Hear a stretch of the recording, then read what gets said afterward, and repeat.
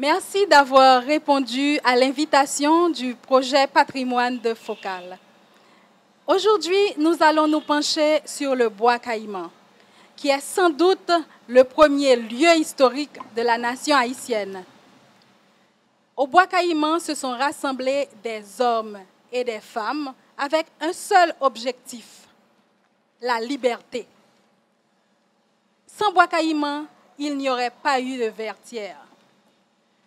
Pour nous en parler aujourd'hui, nous avons avec nous le professeur Pierre Buteau, également le professeur John Picard Biron. Sans plus attendre, je vais passer la parole au professeur Biron.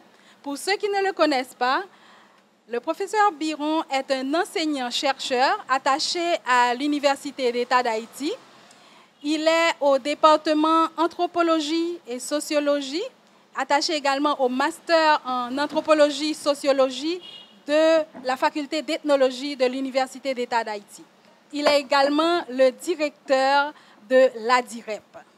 Professeur Biron, je vous donne la parole. C'est pour moi un plaisir de participer aujourd'hui à ce panel et autour de Vertières et de bois caïman, ou du moins de bois caïman à Vertières. Et c'est absolument intéressant aussi de participer à ce panel avec le professeur Pierre Buteau, qui se passe de présentation en fait.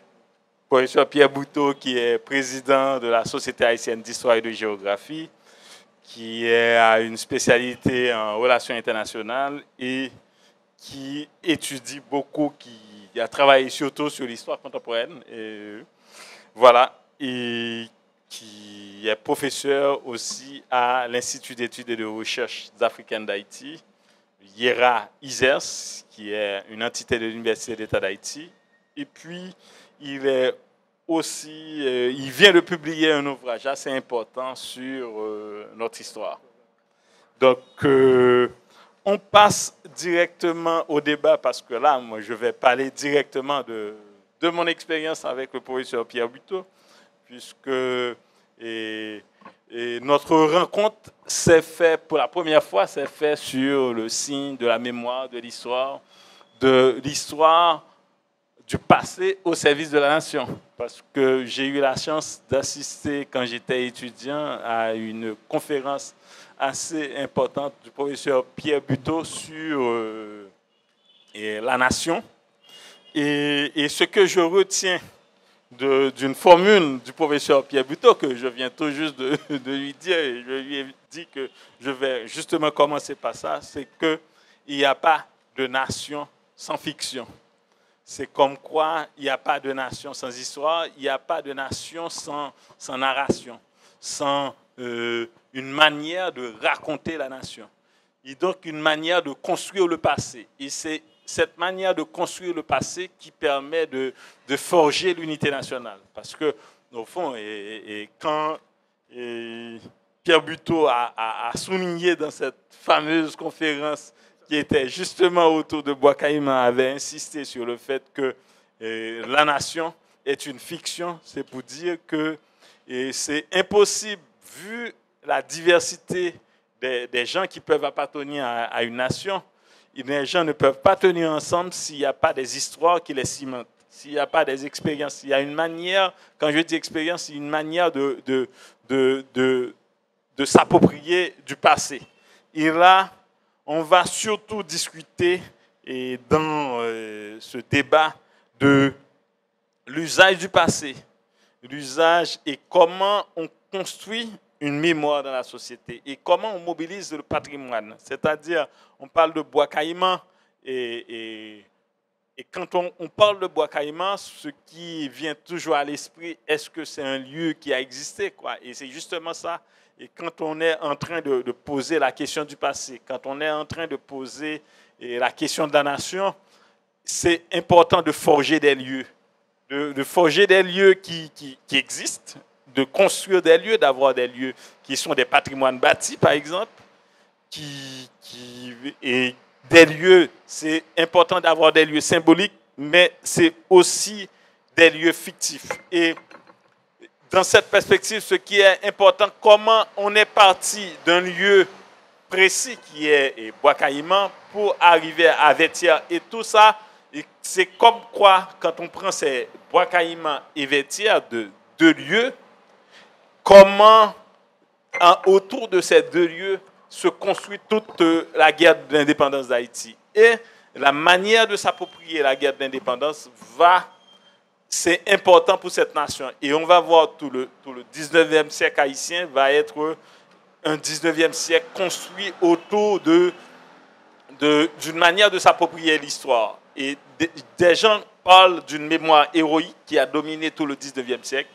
Et le 20e siècle, en fait, le 20e siècle, on a bien vécu cette mémoire héroïque. Et cette mémoire héroïque a été vraiment structurée vraiment au 20e siècle avec la figure de Dessalines. Cette figure de Dessalines qui va avoir une importance absolument capitale pendant l'occupation américaine. Dessalines est devenu Dessalines, on dirait, avec l'occupation américaine. Et on est aujourd'hui dans ce cadre pour regarder ce passé, pour regarder les lieux, pour regarder des lieux qui existent, des patrimoines, des éléments du patrimoine, et comment tout ça a été fondamental pour nous forger comme peuple, pour nous forger comme nation. Et je commence avec, je vais passer la parole au professeur Buteau, justement, pour essayer de poser la question, non seulement, parce que la question pour nous, ce n'est pas nécessairement de dire, d'interroger le passé pour savoir est-ce que ce passé est vrai ou faux, est-ce que c'est un passé, est-ce que tout ce qui est raconté par rapport à ce passé est véridique, mais comment ce passé nous permet de nous construire comme peuple, comme nation. Et je parle de cette interrogation pour passer la parole au professeur Buteau.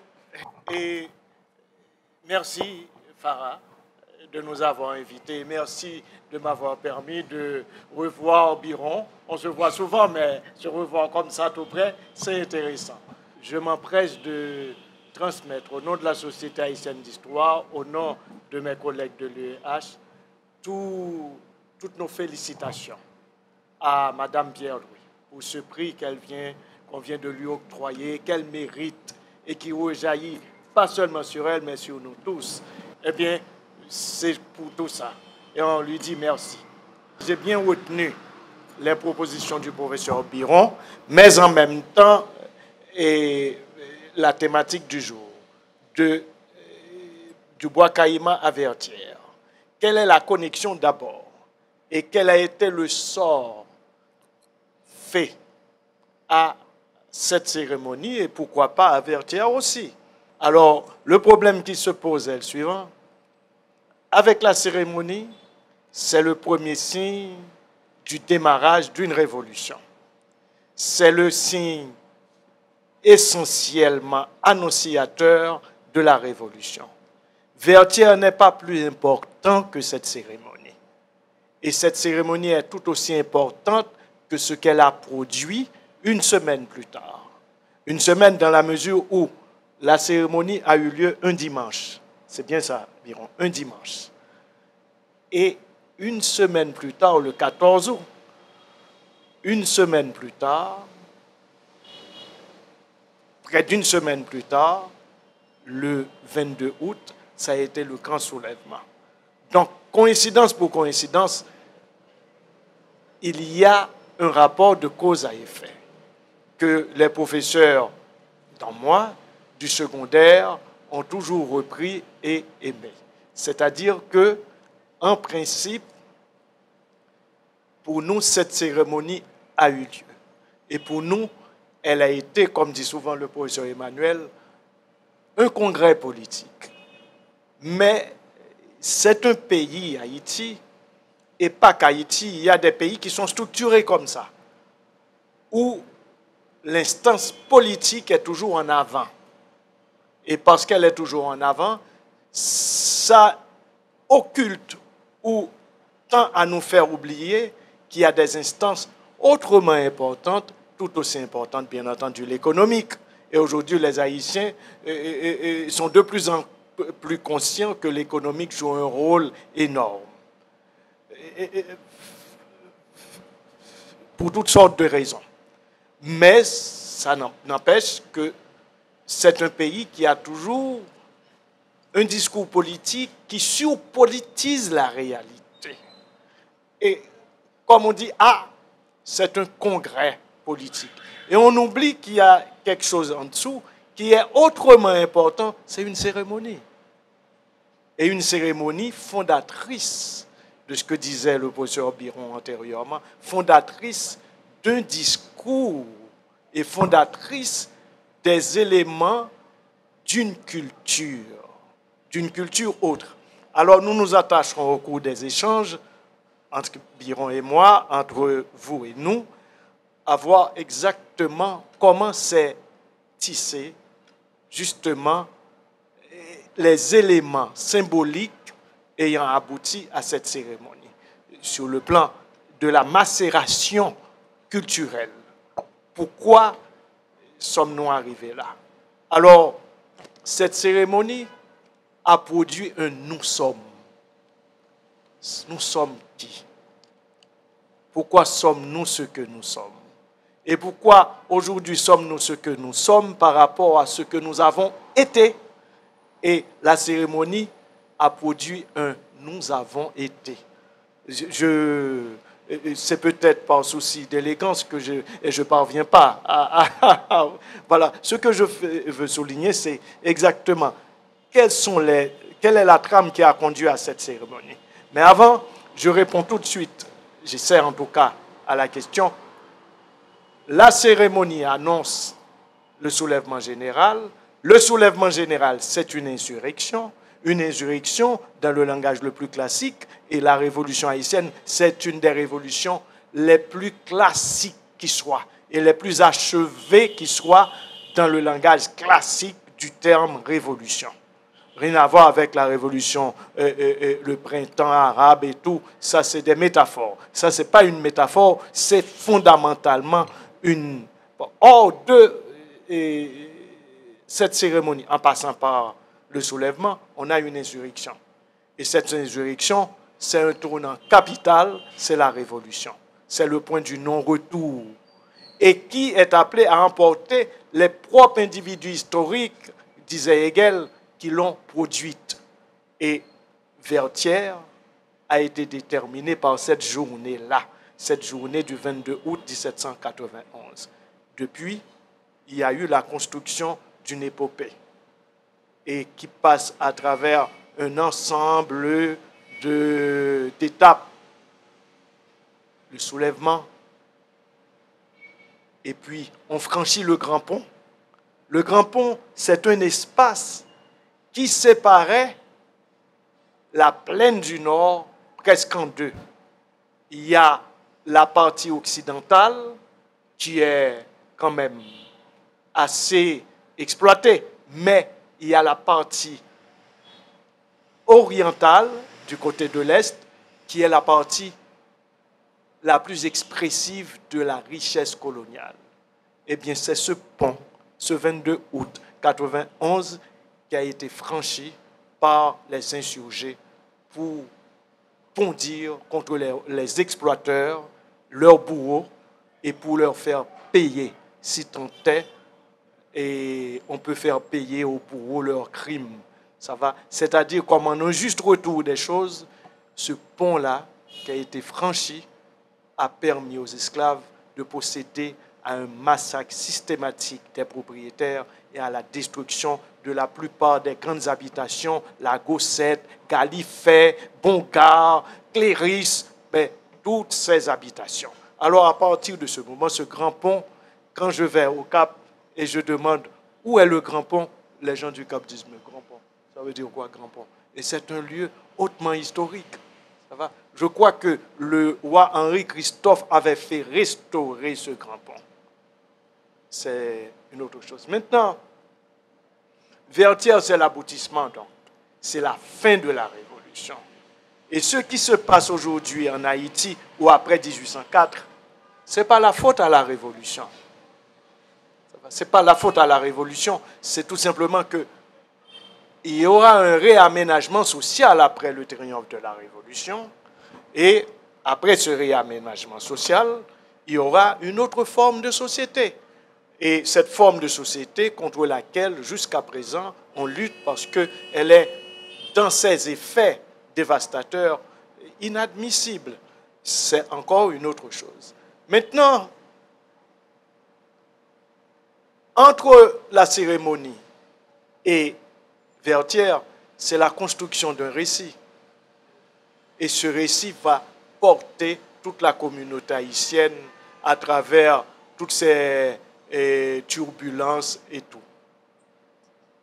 Il y a un spécialiste en littérature et en rythme qui a écrit un livre sur le rythme et le discours et qui a dit « L'épopée n'a pas besoin de récit. Elle est son propre récit. » Et vous verrez que la plupart de la construction de discours national dans toute la Caraïbe, eh bien, nous ne sommes pas perturbés par un récit à l'encontre de la mémoire de l'esclavage. Nous avons résolu cette question d'esclavage. Nous l'avons résolue. Ça va, c'est-à-dire la Révolution a mis fin sur cette terre à la Révolution. Maintenant, comment s'est tissé ce discours ou bien les éléments symboliques jusqu'à constituer un patrimoine, on va voir. Mais au départ, il y a un problème qui se pose, c'est qu'en 91, il y a eu une grande controverse comparable à celle de Valladolid, si les Indiens étaient dotés de raison ou étaient des êtres humains.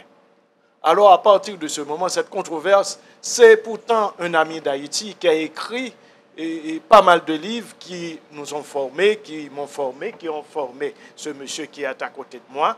C'est bien entendu Léon François Hoffmann, ce petit juif et qui a beaucoup écrit sur Haïti, sur la littérature haïtienne, qui connaît bon nombre d'écrivains. Si quelqu'un, par exemple, écrit sur des pestes, on se dit, mais qui faut-il voir pour appeler Hoffmann? Et puis Hoffmann vous donne tous les détails. C'est lui qui a sorti pour l'UNESCO ce grand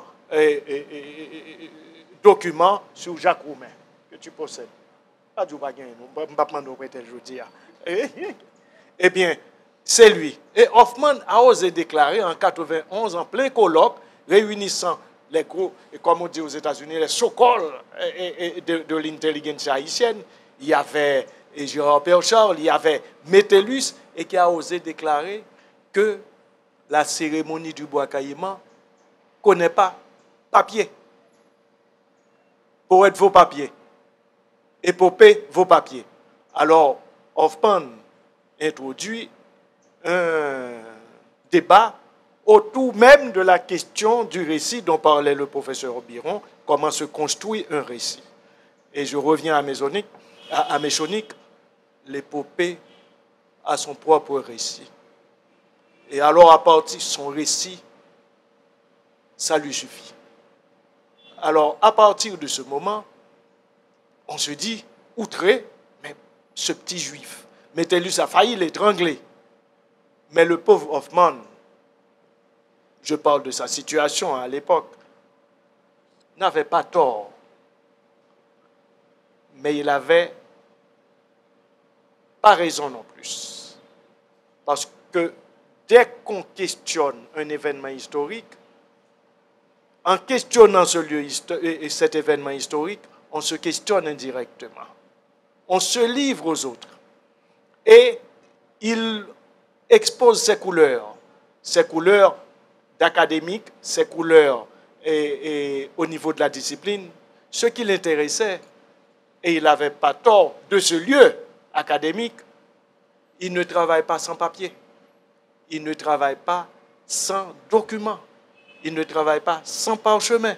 Alors à partir de ce moment, comme il n'y a pas de parchemin, il n'y a pas de procès verbal, comme ça a été le cas pour le serment à la salle des Jeux de Paume et à la veille de la Révolution, il dit, cérémonie, ne connaît pas, je ne sais pas. Mais c'était un point de vue historique. Et en histoire écrite, il n'y a pas qu'un point de vue. Il y a eu des gens à vouloir s'opposer à cette proposition avec raison, pour prouver que ce n'était pas une légende, que ce n'était pas une fiction. Et à partir de ce moment, c'est au fait, il ne peut pas être à papier pour vous montrer côté moun te signé, côté grand-père, grand-grand te signé, etc. Mais c'est fou. Des deux côtés, il y a une démarche absurde. Est-ce qu'on va demander, comme on se demande jusqu'à présent, si Jeanne d'Arc était une pucelle? Et si elle avait vu Dieu? Bien entendu, très certainement, elle n'avait pas pu parler à Dieu, puisque c'est elle qui a inventé Dieu. Alors, à partir de ce moment, on se dit, mais Jeanne d'Arc a existé. Et les Français, tous laïcs ou athées qu'ils sont dans une bonne majorité de la population, eh bien, ils se disent, Jeanne d'Arc a parlé à Dieu et tout. Et cette fiction a bercé toute leur existence. Et chaque année, il y a un festival en l'honneur de Jeanne d'Arc et tout, et on s'arrange pour avoir une pucelle sur laquelle on se questionne, est-ce qu'elle est vraiment pucelle, cette blonde? Bon, ça c'est autre chose. Maintenant, mythe ou pas mythe? Si c'est un mythe constructeur. C'est un mythe qui a fabriqué notre histoire. Mais souvent, je me fais rattraper par des amis, des collègues, où on me dit, monsieur qui était blanc, fait le comprendre que cérémonie n'a pas existé. Et je prends toujours le soin de dire, je crois qu'on a eu cette cérémonie. Je crois qu'on l'a eu. Parce qu'il y a des coïncidences. Parce que cette cérémonie, c'est une cérémonie vaudou. Et le vaudou existait. Et il y a des historiens français, des publicistes français, et pas des moindres, Moreau de Saint-Méry, qui a décrit certaines scènes de cérémonies vouées à Dambala. Et il y a d'autres scènes encore à partir de ce moment. S'il y a eu cérémonie avant, pourquoi pas cérémonie ce 14 août?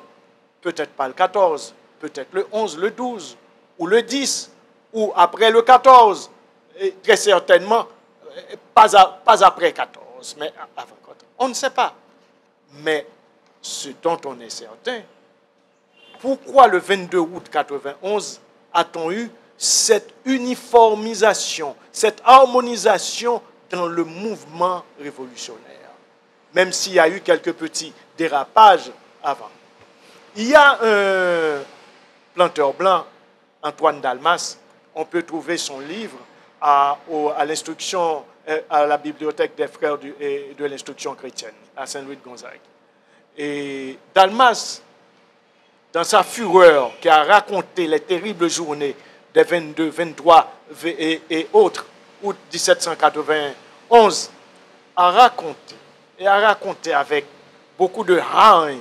Ils disent, mais oui, ils ont même ces sauvages-là. Seuls des sauvages peuvent penser, oser à organiser une telle cérémonie. On a même dit qu'ils ont sacrifié des animaux et tout, dit des sauvages, les plus sauvages et tout. Cette haine-là, à l'encontre de nos ancêtres, indique bien qu'il s'était passé quelque chose. Et si Dalmas, pendant les jours qui ont suivi, a pu raconter qu'il y avait une cérémonie, c'est que cette cérémonie a sans doute été organisée. Alors, je crois que Michel Wolff-Trouillot, un ami très cher et très cher à Biron aussi, pour ses travaux en tout cas, m'avait envoyé en réponse à ce qu'avait dit Hoffman pour dire « Ah, Pierre, j'ai réagi, je t'envoie ça. » Et il a souligné dans les propositions qu'il comptait développer que comment peut-on demander à des individus, hommes, femmes, qui organisent une cérémonie secrète et une cérémonie à caractère mystique d'écrire cette cérémonie. Et deuxièmement, il ne pouvait pas, puisque nous sommes inscrits dans une civilisation orale. Les esclaves, et même si on dit que Boukman savait connaissait quelques rudiments de lecture et que parmi les gens qui étaient impliqués dans la cérémonie, il y en avait qui savaient lire et écrire, mais très peu, de façon liminaire, pas comme nous en tout cas. Mais c'était une civilisation orale. Alors à partir de ce moment, on n'a pas d'autres données écrites que les récits qui se transmettent. Quelqu'un disait qu'il y a d'histoire que celle qui est racontée. Les événements qui nous sont livrés ont toujours été racontés. Et le mode ou la manière de les raconter participe de la construction historique aussi. Et à chaque étape qui nous réunit, qui nous rassemble, qui nous invite à évoquer cette époque-là, eh bien, on oppose une forme de récit. Aujourd'hui, c'est une parenthèse sur laquelle peut-être on aura à revenir, on n'a pas fini avec la cérémonie.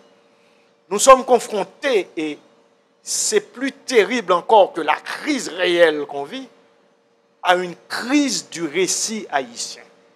Je crois que les Haïtiens sont incapables de dire comme autrefois, de dire Haïti.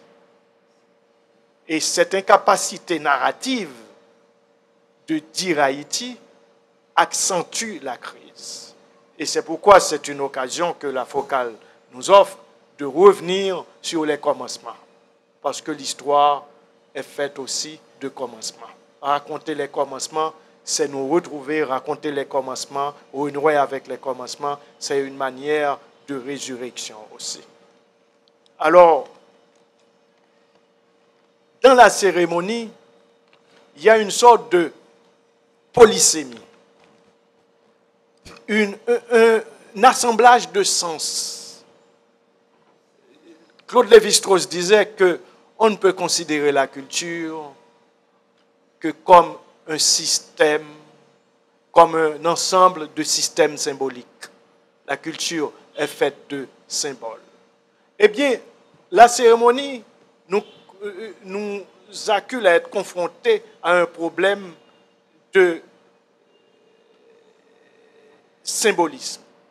Je crois que la cérémonie, comme disent les sociologues nord-américains influencés par l'anthropologie culturelle américaine, que cette cérémonie, c'est l'expression d'une contre-culture. D'une contre-culture, et toute contre-culture est connectée quand même à une sous-culture. Et c'est cette sous-culture-là qui paraît intéressante. C'est-à-dire que, comment s'est produite cette sous-culture? Rappelons-nous Boukman.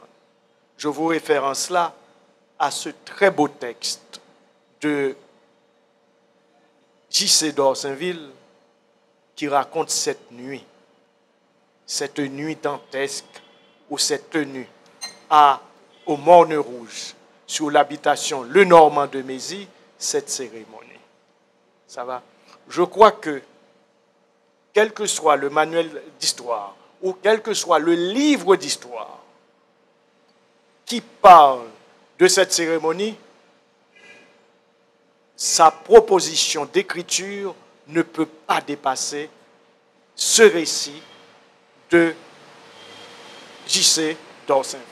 Tout comme Vertière, personne ne peut aller au-delà du récit proposé par Mathieu. Et le récit de J.C. d'Orsainville résume tout. Et parfois, l'auteur du récit est débordé par son récit. Quand on raconte, parfois on se demande, finalement, je ne pensais pas à ce que j'ai raconté. Eh bien, d'Orsainville n'a jamais questionné vraiment les éléments épars qu'il a rassemblés pour nous traduire cette cérémonie. Créole, Dieu des Blancs contre Dieu des Noirs, et ensuite aussi Jardin. Je crois que ces trois éléments essentiels résument, condensent, substantialisent toute la culture populaire haïtienne. Et de cette cérémonie à Vertières, les gens qui ont fait Vertières, les gens qui étaient devant Vertières, n'ont sans doute jamais pensé à cette cérémonie fondatrice de ce moment-là, de ce moment énorme, essentiel à toute l'histoire des sociétés modernes, que c'était cette cérémonie qui les a conduits là. Ça va. Et on raconte, peut-être des mensonges, mais quelqu'un disait, je préfère les mensonges aux vérités établies. Mentons-nous. Dessalines, avant de faire Vertières, s'était arrêté au Gonaïves. Il pleuvait beaucoup. Dessalines, avant de se rendre à Vertières, est arrivé au Limbé.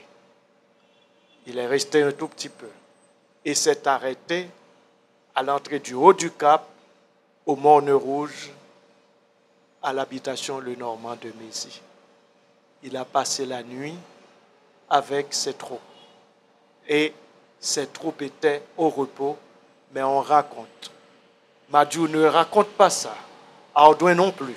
Ni Joseph de Saint-Rémy, encore moins Timoléon Seboutus, qui avait les porteurs de la transmission orale, racontent qu'il y avait une cérémonie pareille à celle du bois Caïman, c'est-à-dire conduite par Boukman. Faux, vrai, le faux devient vrai, le vrai devient plus vrai encore, mais pas beaucoup plus vrai que le faux.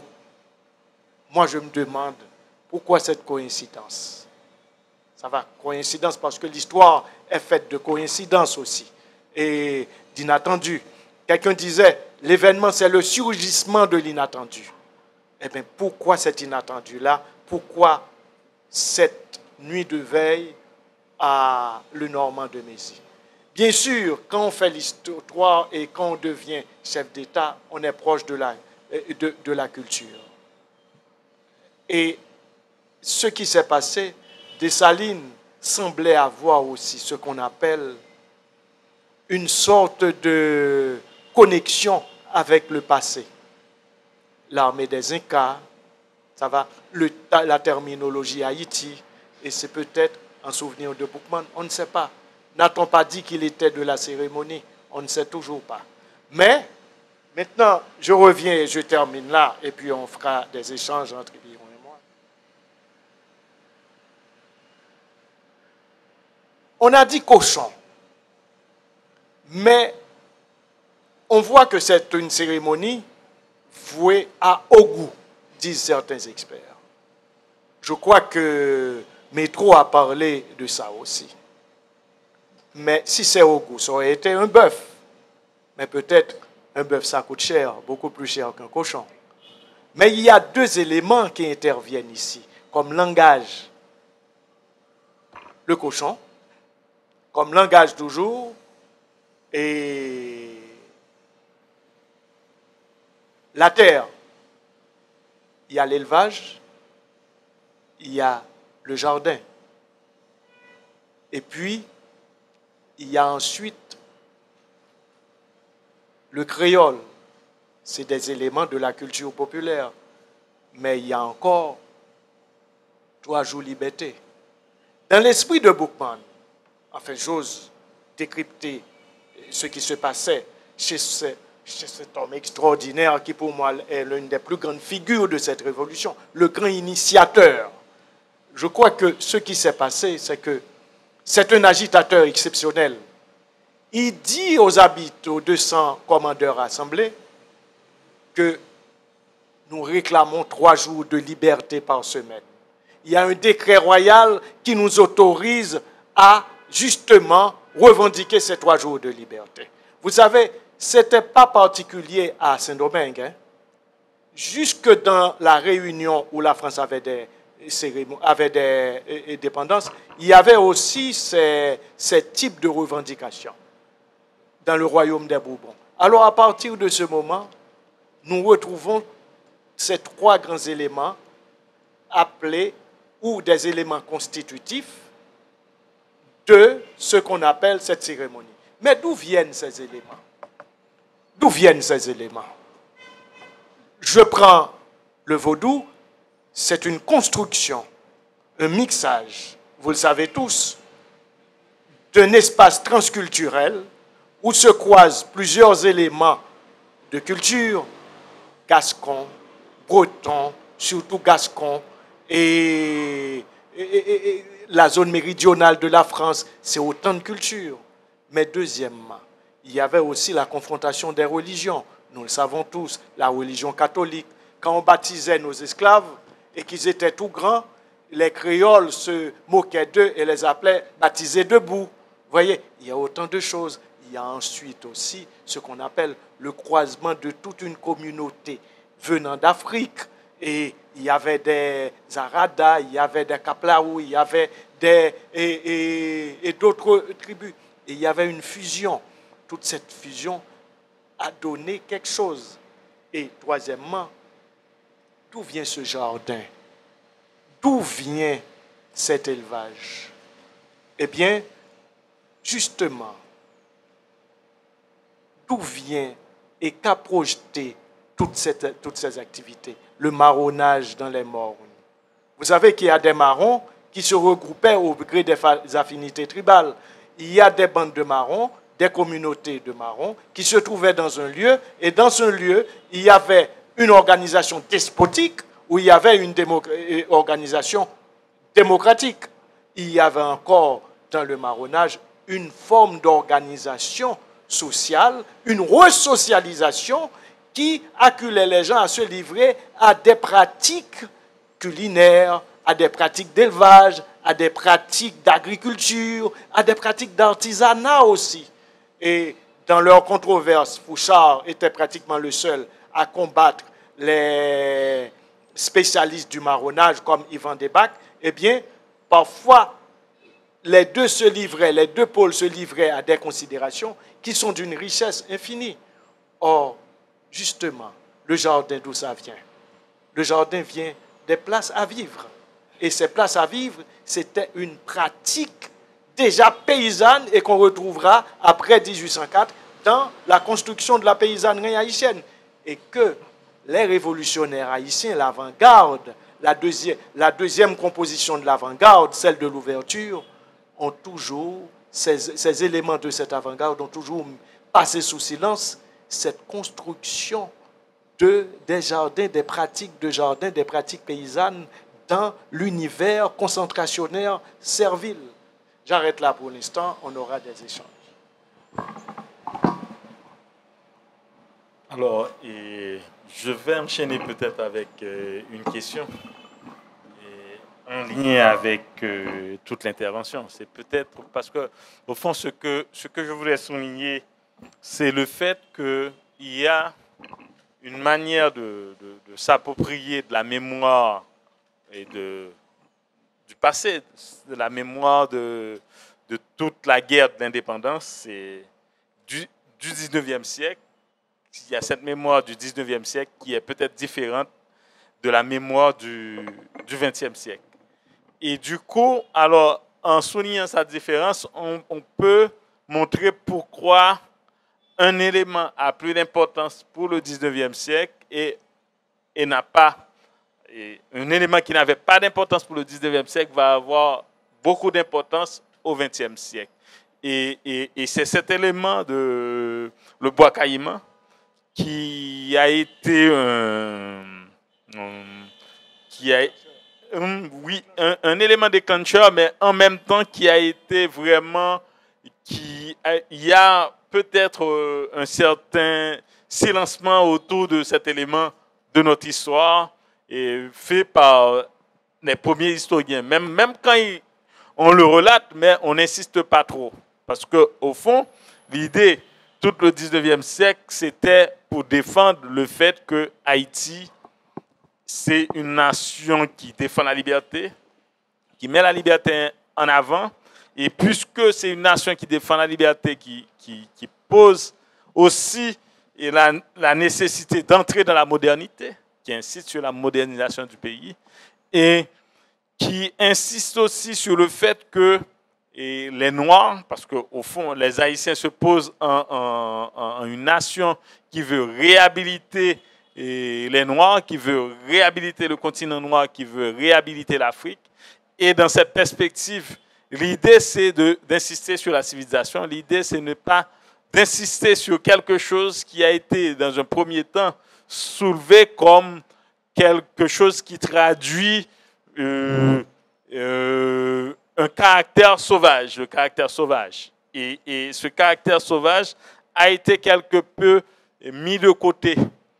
Or, on va voir que le XXe siècle va insister sur cet élément qu'on pourrait associer, la cérémonie du bois caïman, qu'on pourrait associer à une forme de sauvagerie, va assumer ce qu'on présente comme une forme de sauvagerie, va s'approprier de cet élément de discours.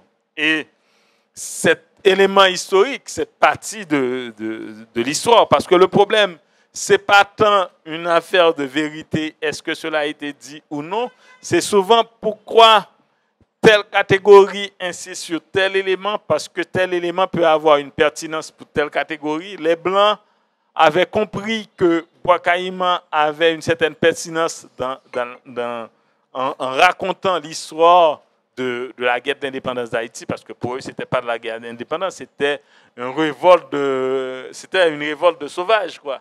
Et donc, pour montrer que c'est une révolte des sauvages, il insiste sur le fait qu'ils ont commencé par une cérémonie qui était une espèce de cérémonie où on pratiquait de sacrifices qui est peut-être, et des fois on se demande, est-ce qu'il n'associe pas le sacrifice animal à un sacrifice humain? Tout ça pour pour dénigrer cette expérience de l'indépendance. Donc, il a été difficile, dans un premier temps, pour cette nation naissance de s'approprier cet élément de notre histoire.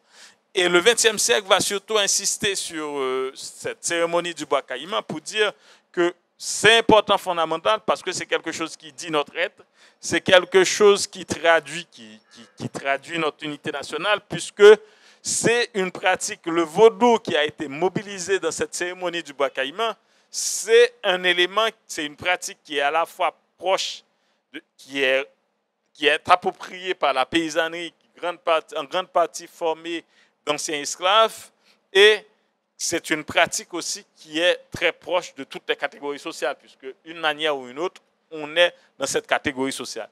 Et là, on s'approprie cet élément pour dire la nation. Et on peut dire, parce que quand on prend le fait qu'on a insisté sur l'héroïsme de Vertières et le fait qu'on insiste sur l'importance de la cérémonie du bois caïman, ce sont tous des éléments pertinents pour raconter notre histoire, pertinents à un moment de la durée, pertinents pour dire la question de la nation et pour dire l'unité de la nation et pour dire aussi le poids, l'importance de la liberté, par exemple. Et il a fallu... l'héroïsme a été en quelque chose de fondamental pour dire que cette nation, c'est une nation qui a été construite pour la liberté des esclaves, mais aussi pour la liberté de l'homme en général dans un premier temps. Et l'idée d'une religion qui était au fondement de cette expérience, c'est important puisque cette religion, c'est quelque chose qui traduit l'unité nationale dans la mesure où c'est une religion qui est pratiquée partout la société haïtienne. Voilà, j'ai voulu souligner ce point. Je ne sais pas comment tu vois cet élément comme réappropriation de cet élément. De tout ce qui a été proposé, je retiens le silencement qui condense quand même la chose. La question qu'on m'a posée, c'est pourquoi ce silence? Pourquoi ce silence depuis même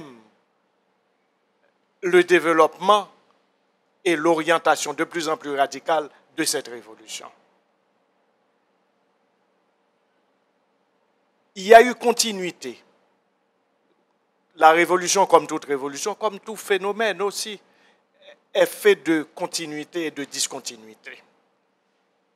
Mais après la cérémonie, devant Vertières, si on prête à l'équipe de Dessalines la tenue de cette cérémonie, pourquoi n'en parle-t-on pas? Pourquoi Dessalines lui-même ne revendique pas? Ce qui est troublant, c'est que cahier de charge qui gagne en cérémonie, tout à fait vin éloigné, où les révolutionnaires qui vont faire Vertières en 1804, tous les jours, après la mort de Boukman le 7 novembre 1791, après aussi le silence des masses, qui se donne une autorité plus éloignée que l'autorité de Boukman et des principaux lieutenants de Boukman. Depuis la mort de Boukman le 7 novembre 1791, donc quasiment 2 ou 3 mois après ce 14 août et après ce 22 août, les notions Jardin sont tues, de liberté sont passées sous silence. La notion de liberté dont parle Biron, telle qu'elle a été énoncée par transmission, on veut bien, énoncée au Bois Caïman, elle n'est pas de la même nature que la liberté que revendique l'équipe de l'ouverture. Elle est distincte de celle aussi que revendique au nom de la prise du pouvoir la clique de Pétion. Le mot liberté proféré à la cérémonie n'a pas la même connotation, ni le même contenu que la liberté version l'ouverturienne. Et c'est là tout l'enjeu, et autour du récit, et autour aussi de la construction de cette révolution. Et entre ce qui est cher à Biron, entre État et nation, vous verrez que l'État, avec raison, officialise des dates. Le 1er janvier 1804 et le 2 janvier depuis le premier centenaire de la Révolution de 1804, sous Tonton Or, on va officialiser aussi le 2 janvier, le jour des aïeux. Ça va? Mais on n'inclut pas l'équipe de Boukman. On n'inclut pas ce qu'on appelle les propositions effectuées. On n'a pas effectué de pèlerinage aux Mornes Rouges en 1904. On n'a pas procédé à un pèlerinage aux Mornes Rouges en 1954 sous Magloire. Comprenez bien, on a été à Vertières sous Magloire, on a été au Gonaïves sous Magloire et on s'est arrêté au Gonaïves sous Tonton Nord. Il y a aussi de ces silences. Or, maintenant, pourquoi il y a une contradiction entre la perception, la conception, l'ouverturienne de la liberté, la conception des héros de l'indépendance, enfin, ce qu'on a consacré et institué, et ce qui a été énoncé aux Mornes Rouges. Parce que cette notion de liberté est connectée au mode d'appréhension de la terre. Et il y a une forme d'appréhension de la terre pour l'avant-garde et une forme de captation de la terre pour les masses. Et cette écriture, ce récit non écrit plus exactement, est en porte-à-faux avec l'évolution de la Révolution. Donc il y a un problème qui s'est posé à la base. C'est tout simplement ça. À noter, au cas pas d'accord à proposition liberté masse populaire, voilà, sont forme de proposition qui, en principe, nuit aussi ou autrement à une forme d'organisation sociale, à une forme d'aménagement rationnel d'une société moderne. J'arrête là avec le mot moderne. Merci Pierre. Donc on va passer la parole au public qui doit nous poser les questions. Bonsoir. Oui. Et Monsieur Buteau, vous avez dit que le mot liberté proféré à la cérémonie du bois caïman n'a pas la même connotation que la liberté l'ouverturienne, quelque chose comme ça. Oui. Et vous avez poursuivi pour dire... Oui. Vous avez continué pour expliquer la différence qu'il y avait, mais je n'ai pas trop compris. Vous pouvez reprendre moi, s'il vous plaît. Au niveau de la liberté? Oui. D'accord. Merci beaucoup. La liberté énoncée à la cérémonie est une liberté individuelle. Bon, 3 jours de liberté pour me travailler, mais beaucoup de monde savait très bien qu'en disant 3 jours de liberté, c'était la liberté tout court. Parce que quand l'esclave a la guerre, il dit 3 jours de liberté, il a oublié 3 jours. Il tout simplement, c'est liberté carrément. Mais c'est une liberté individuelle. C'est-à-dire, bon temps, une liberté individuelle qui se construit et achève de se construire ce 14 août. Qui se construit sur les places à vivre, mais qui se construit aussi dans les lieux éloignés des montagnes, au marronnage, dans les foyers de marronnage. Mais attention, je m'éloigne un peu de la question, mais tout juste pour une parenthèse. Il y a des marrons qui sont tellement épris de liberté qu'ils ont totalement oublié le monde colonial. Ça va? Et en oubliant le monde colonial, Dessalines les connaissait aussi, et pas que Dessalines. Desbacres a mentionné ce cas. Ils sont tellement fanatiques de liberté, ils voulaient liberté, ils n'ont pas de rapport à monde colonial là. Mais ils n'ont pas participé non plus à la révolution. Ça va? Et du temps de Dessalines, et Dessalines aussi, quand il poursuivait un indépendantiste comme Petit Noël Prieur et tout, qui avaient leur mode de combat et qui savaient se battre. Et puis, il disait à son ami Gabar, vous n'avez pas besoin de suivre, non? Son doko. Alors, j'ai eu la chance de faire des échanges avec celui qu'on va toujours regretter, Michel Hector, et qui avait effectué un voyage dans le Grand Doko, dans la Grande Danse, du côté du lieu qu'on a prêté de retrait du Grand Goma. Et on a toujours pensé que le mot Doko était une version toponymique, c'est-à-dire que c'est la zone qu'on appelle le Grand Doko. Vous suivez bien? Mais attention, tout esclave ayant rompu avec le monde colonial pour toujours devient un Doko. Donc il y avait des Doko, pas qu'au Grand Doko, mais il y avait des Doko partout. Tout marron qui était resté profondément marron, radicalement marron, sans rapport avec le monde colonial, mais sans contact non plus avec le monde révolutionnaire ou post-révolutionnaire, était un Doko. Or, quand nous disons qu'il y a une conception de la liberté individuelle, c'est un élément important dans tout ce qu'on appelle, dans les relations de l'individu avec le monde qui l'entoure. La liberté. Ça va? Mais pour les révolutionnaires haïtiens, depuis l'ouverture, la liberté n'était pas une conception individuelle.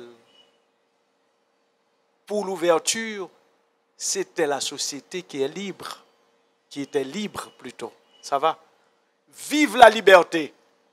Quand ils disent vive la liberté, c'est la liberté pour tous. Mais ils n'ont pas su comprendre la nuance de la cérémonie. Bon, 3 jours pour travailler, thème, bon rapport à monde. Quelqu'un disait tout récemment, et peut-être avec raison, sans vouloir faire du tort à la paysannerie, qui a été pendant longtemps notre principale force, mais qui est de moins en moins visible, qui a toujours été discrète. Le paysan, c'est un individu. C'est un individu qui parle toujours à la première personne. récolte moyen pas bon. M'pas joindre des outils pour me travail, c'est toujours à la première personne. C'est-à-dire, le paysan est le sujet historique le plus difficilement socialisable et de moins en moins socialisable par rapport aux privilégiés. Et je crois qu'il y a eu une confrontation autour des deux notions de autour de ces deux propositions de la notion de liberté. Et vous noterez qu'elle est connectée à la question de la terre.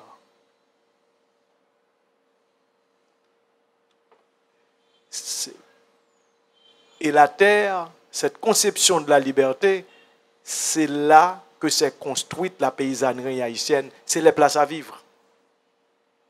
Débat à noter que sur une habitation, alors je dis les grandes unités agromanufacturières de l'époque coloniale qu'on a étudiées à l'école, on pouvait avoir 800 carreaux, 300 carreaux, 80 carreaux. On évalue toujours en carreaux, si l'on veut. Et parfois, on évalue autrement. C'est ce qu'a fait Lepkowski, dont l'ouvrage vient d'être réédité. Sur 300 carreaux, 80 carreaux, 800 carreaux, autant d'esclaves, donc autant de carreaux. Le maître livrait un carreau au monde d'esclaves. Et c'est sur ce carreau que s'édifiaient les places à vivre. Vous suivez bien? Quand l'esclave travaille, et Boukman le savait lors du 14 août, quand l'esclave travaille le matin sur la plantation, de 5 heures du matin, le claquement du fouet, la cloche qui résonne, ça travaille. À midi, ça s'arrête. Et ça reprend dans l'après-midi jusqu'à 5 heures. Mais après 5 heures, il retourne à sa cellule, son cabanon. D'accord? Est-ce qu'il a assez de force? Et puis les jours fériés, le dimanche, quand il ne va pas à la messe, est-ce qu'il a assez de force? Il travaille sur cette place à vivre, se livre à la culture, à la petite culture. Il travaille sur un lopin de terre, se livre à l'élevage, cochons, ânes et tout, mais surtout des cochons. Et il se livre aussi à l'agriculture pour produire des vivres. S'il a la force, et alors ce temps-là, ce n'est pas le temps du maître, c'est son temps. Alors il y a toute une notion qui se développe, la notion de la gestion du temps dans l'organisation de la production. La question aussi de ce qu'on appelle les choix de production, les choix de vie. Mais attention, il compose avec le maître. Ce lopin de terre ne lui appartient pas. Mais il organise le travail à sa façon. Il y a donc deux temps de travail chez l'esclave. Le temps plantationnaire et le temps des places à vivre. C'est ce temps des places à vivre qui donnera la paysannerie haïtienne. Avec son temps. Travailler selon ses besoins. La valeur d'usage. Ce qu'on tend à perdre aujourd'hui, c'est la valeur d'échange. Pierre, est-ce que notre difficulté à faire nation n'est-elle pas venue de là? Le fait de n'avoir pas pris en compte cette conception de la liberté, cette vision de la liberté, qui est quand même, parce qu'il faut le dire, parce que moi je dirais, on associe cette conception de la liberté à la masse des esclaves, à la paysannerie, mais en même temps, cette conception de la liberté que tu dis comment individuel, est-ce que c'est pas une conception résolument moderne? Et comment le fait que cette nation qu'on a voulu moderne, on n'a pas voulu prendre en compte cette catégorie, sa vision des choses. Je réponds à cette question un peu complexe, mais en m'accrochant aux deux pôles de la proposition, nation et ensuite moderne, individu. Donc, c'est vrai que Biron l'a dit, les nations n'existent pas. C'est une abstraction, c'est une production narrative, mais une production narrative qui impose une règle de conduite. Liberté, égalité, fraternité. Or, la nation, en tant que projet, se construit tous les jours. Et en se construisant tous les jours, s'éloigne ou se rapproche des propositions narratives. Les États-Unis d'Amérique paraissent plus nation que nous, mais les États-Unis d'Amérique ne sont toujours pas nation dans le sens achevé du terme. La preuve, il n'y aurait pas eu Trump, il n'y aurait pas eu tous ces scandales au niveau de la chose. C'est-à-dire, il y a des pays qui ont beaucoup plus de moyens, qui disposent de beaucoup plus de ressources matérielles pour entretenir l'illusion de la nation. Je ne sais pas si... C'est-à-dire, c'est un projet en construction, c'est un procès, diraient les structuralistes, qui n'a pas de fin.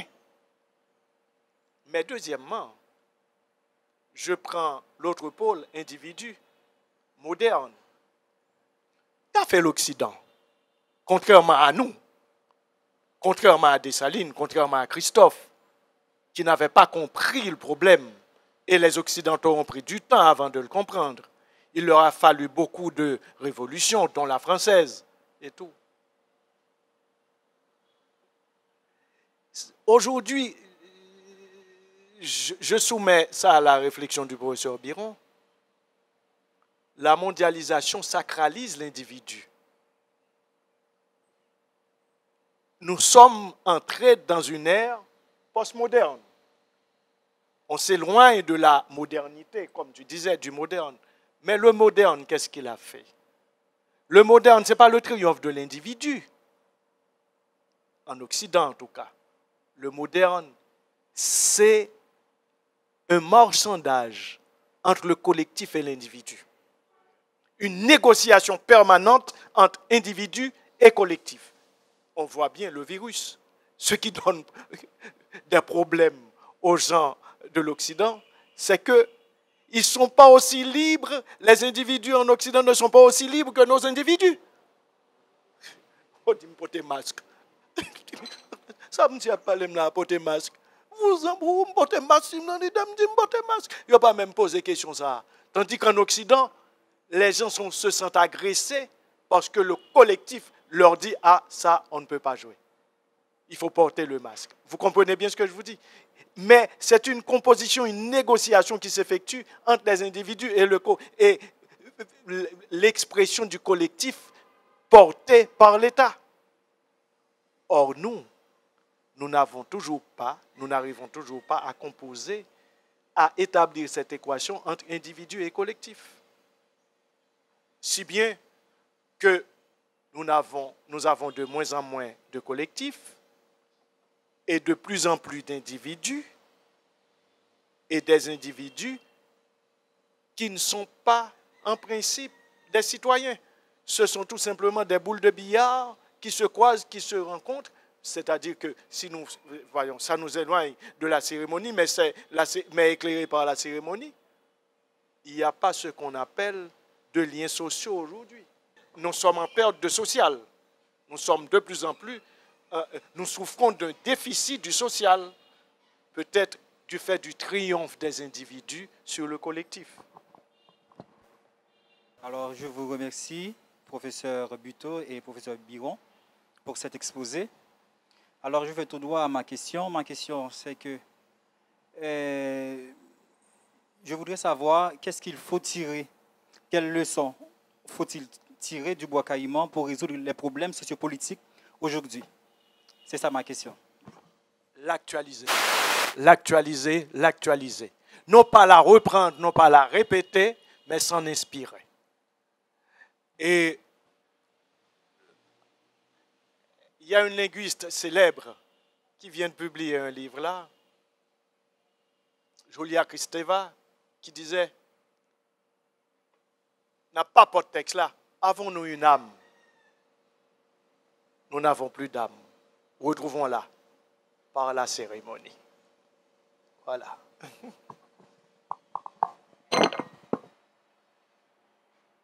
Moi, je voulais saluer, moi, je voulais saluer le professeur Buteau et professeur Biron. Moi, je voulais également remercier ou bien féliciter Focal pour belle initiative ça. Je dit ma petit casse déroger à l'ordre là pour me poser deux petites questions ça par contre sous-tendez pour me dire qui facteur que nous capables de baser sur yo pour nous dire que influence et bois caïman li permettre que nous arrivions à avertir. Par contre si question est claire et deuxièmement me demander est-ce que événement li pas inachevé événement vertical lorsque nous connaissons ou bien anticipé lorsque nous connaissons 40 ans après Dessalines fin mourir fait environ 40 ans où nous pas citer nos Dessalines comme papa nation. Et également lorsque nous connaissons c'est l'école depuis les temps les plus immémoriaux de l'histoire, c'est l'école coloniale là nous connaissons et c'est lui-même qui a imposé nous. Et c'est les frères de l'instruction chrétienne qui fait histoire pour nous.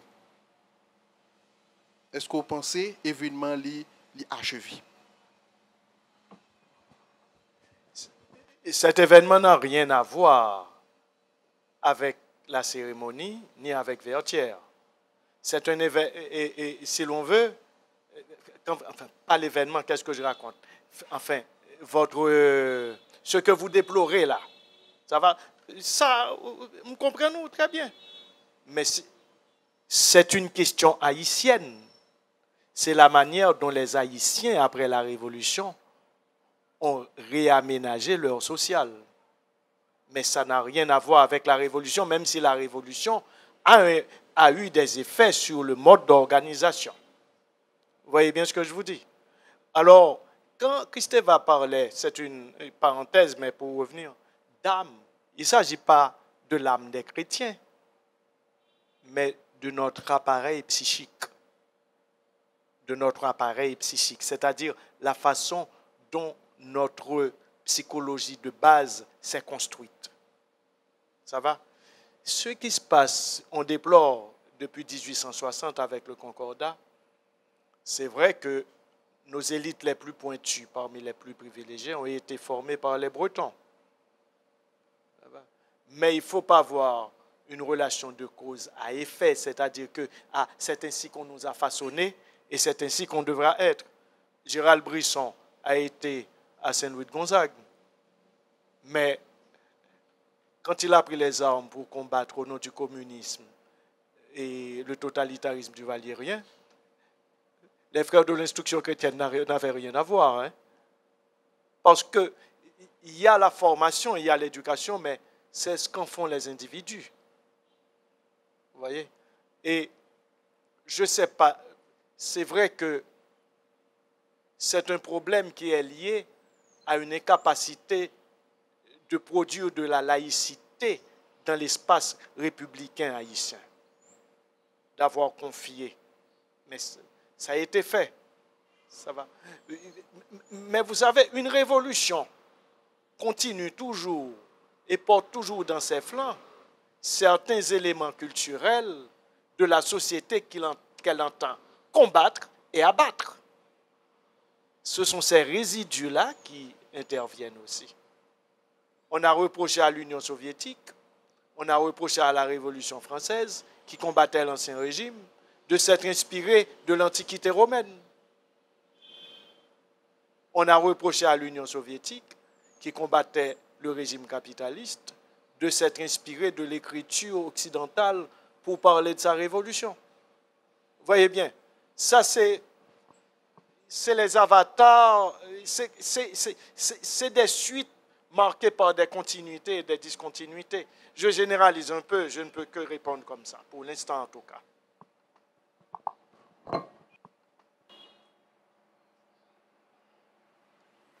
Bonsoir tout le monde. Ma question va se baser sur la cérémonie du bois caïman. En fait, ça me titille depuis un bout de temps. J'ai pu comprendre au début de votre exposé que vous aviez dit qu'il n'y avait pas de papier pouvant prouver la véracité de la cérémonie. Donc, ne serait-elle pas fictive au final? Sur quoi peut-on nous baser pour dire qu'elle a vraiment existé ou pas? À part les dires ou à part le soulèvement du 22, en fait, une semaine plus tard. Ne serait-elle pas une coïncidence? En fait, le soulèvement, elle pouvait être une coïncidence, une simple coïncidence, ou vraiment, en fait, le cheminement de la cérémonie. Donc, sur quoi peut-on nous baser pour dire que la cérémonie avait vraiment existé, que c'est vrai? Ce n'est pas moi qui ai dit qu'il n'y avait pas de papier. C'est Hoffman. Et je dis que Hoffman n'a pas tort de dire qu'il n'y avait pas de papier, puis qu'il n'y avait pas de papier. Mais je n'irai pas jusqu'à l'outrage, comme Hoffman. En tant qu'Haïtien, je revendique la cérémonie. Et je dis à Hoffman, mythe, soit, c'est un mythe fondateur.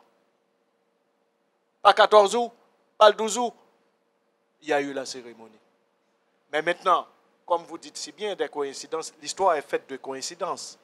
Et la répétition des coïncidences oblige l'historien, l'adepte de l'écriture historique, de lier les coïncidences.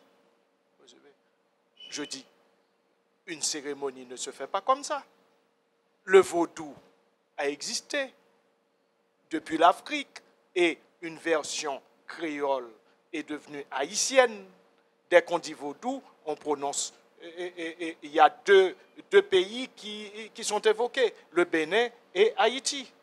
Et on a constaté, je ne sais pas, Biron, au Brésil aussi, mais il y a une chose assez troublante, et Cuba, que révèlent les ethnologues haïtiens et africains aussi.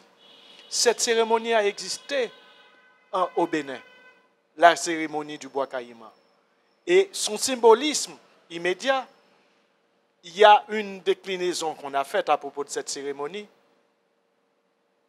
secret. Ensuite, il y a deux autres aspects. La foi dans le mouvement. La foi. C'est-à-dire une confiance totale. La cause qu'on défend, elle est nôtre, elle est juste. Et puis, la solidarité. Ce qu'on ne retrouvera pas dans le marronnage, qu'on n'a jamais retrouvé.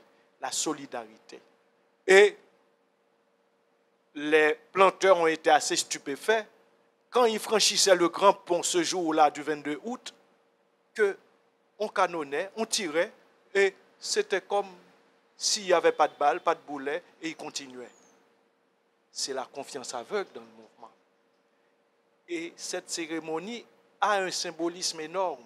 Ça se faisait toujours à la veille pour la tribu, pour l'Empire en Afrique, à la veille d'une bataille décisive. Vous voyez, on organisait ce genre de cérémonie à la veille d'une bataille qui devait décider du sort de la communauté. Et on retrouve les traces ou les artefacts de cette cérémonie au Morne Rouge. Vous voyez? C'est-à-dire, n'oubliez pas qu'on avait, Boukman avait invité l'assistance à prononcer le serment. Et n'oubliez pas que le secret a été gardé. Il y a un esclave sur l'habitation des Grieux qui a confondu le jour où on devait prendre les armes et on l'a arrêté. On l'a soumise à la question. Donc la torture, il n'a rien révélé, jamais. Ça va, parce qu'il savait que le secret devait être gardé. Donc il y a des coïncidences qui jouent. Ça va. Pourquoi au Bénin, on a une telle cérémonie et qu'on retrouve les éléments de cette cérémonie-là aussi à cette cérémonie qu'on évoque et qu'on ose traiter de mythe. Ça va? Alors, juste avant de formuler ma question, il y a deux interventions qui m'ont interpellé sur lesquelles je voulais mettre un petit point. Pour mademoiselle, c'est une querelle entre l'oraliture et la littérature. Parce que les esclaves, c'était surtout l'oraliture. On transmettait tout à l'oral. Parce que les esclaves ne devaient rien garder d'écrit. Parce que ce qu'on cherchait, c'est surtout fuir l'attention du maître. Or, avoir un document écrit à l'époque, c'était un signe de condamnation à mort, parce que vous complotez contre le maître. Donc ça, c'est le premier côté qu'il faudrait, j'inviterais les universités à y réfléchir. Querelle entre l'oraliture et littérature, et si l'on va creuser davantage, on va pouvoir privilégier l'aspect oral de la cérémonie du bois caïman. Maintenant, pour notre ami qui avait posé la question sur l'impact de la cérémonie du 14 août sur le 18 novembre, il faut lier ici mythe et épopée, ou encore mythe et mystique. Parce que dans toutes les cultures, je parle des cultures d'avant l'ère moderne, le mystique jouait un rôle fondamental. On ne néglige pas le poids politique pour parvenir à atteindre le rationnel social, mais il faut maintenant, pour solidifier ce rationnel social, l'irrationnel spirituel. Et c'est ce côté-là même qui a conduit, ou encore qui a abouti au serment. Et c'est ce serment qui a stimulé les esclaves. On a fait un pacte, le serment du sang, et le pacte du sang qui allait conduire vers ce qu'on appelle cette tendance d'infaillibilité. On est infaillible, on va quand même parvenir jusqu'à la victoire. Et voilà l'aboutissement au 18 novembre, qu'on pourrait appeler le summum même de la révolution haïtienne ou de la lutte contre l'esclavage. Mais ma question, elle s'adresse à vous deux. Depuis 2002, disons depuis 2001, le bicentenaire de la Constitution, l'ouverturienne est passée sous silence. Et depuis, c'est la débâcle.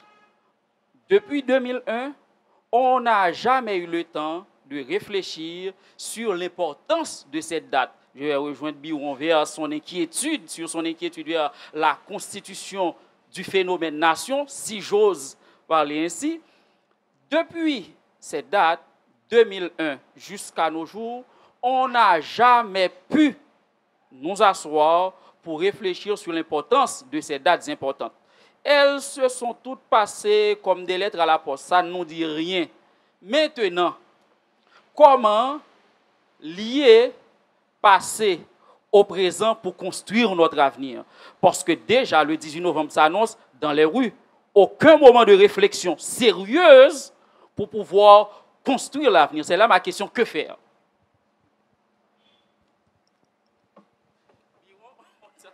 Que faire? On doit faire ce qu'on est en train de faire là maintenant.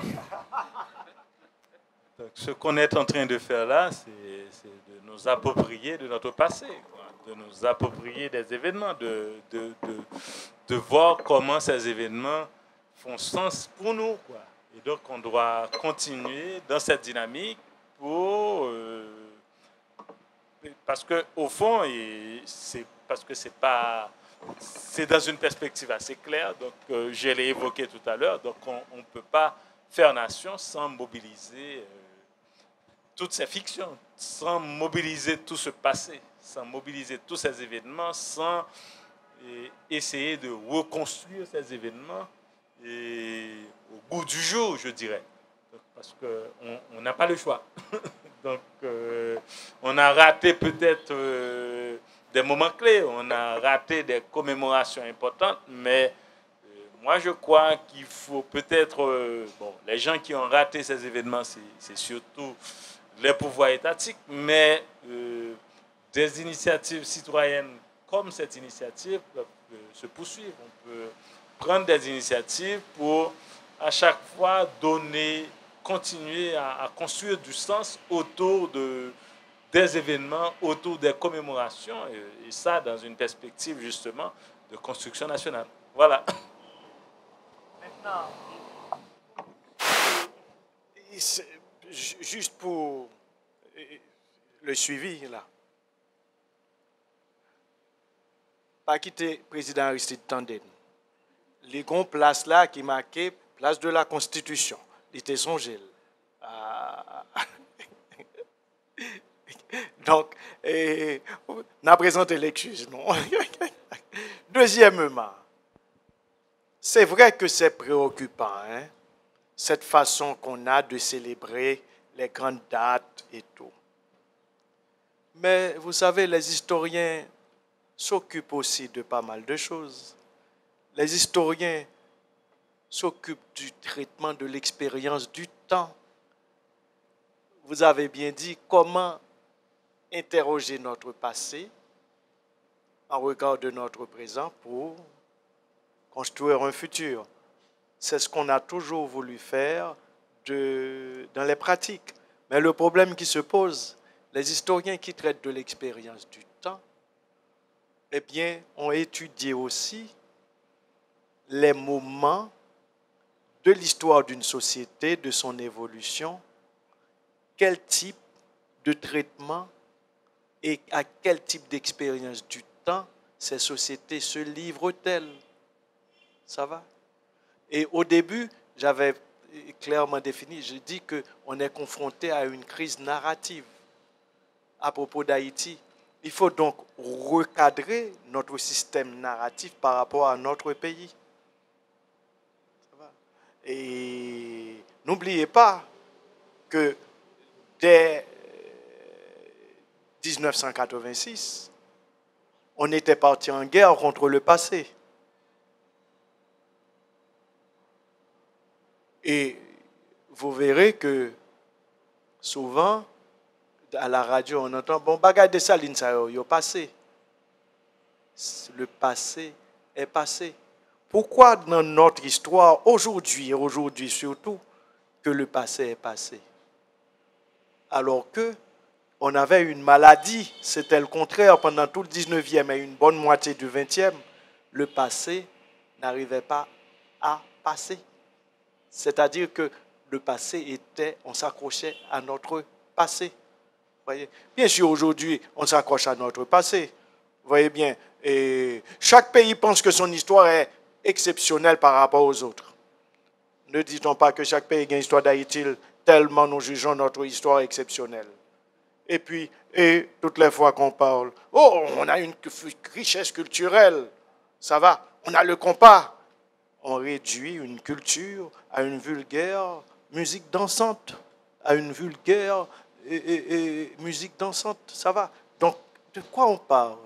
Il y a une crise narrative, il y a une manière, ou bien j'entends depuis quelque temps que Dessalines est né le 20 septembre. Je me suis dit, d'où ça est sorti? On va célébrer Dessalines. L'opposition déclare, on va célébrer. Et puis, ce gouvernement qui ne comprend rien dans rien déclare, arrêtez. Dessalines, 20 septembre, jour de deuil, jour national de réflexion. Et puis 17 octobre, jour de deuil. Mais de quoi ça parle? Dessalines, d'où vient cette date? Vous voyez bien, il y a un désordre narratif. Et puis, comment un État, je ne parle pas de l'opposition. L'opposition fait son job. Ça s'agite. Et agite les esprits. Mais attention, un État n'a pas le droit de prendre une décision concernant une date et concernant un personnage aussi mythique dans l'esprit haïtien et le traiter n'importe comment. il y a un désordre narratif. Recadrons notre narration, on retrouvera l'expérience harmonieuse du temps. Ici s'achève cette très belle intervention, cette causerie entre le professeur Buteau et le professeur Biron.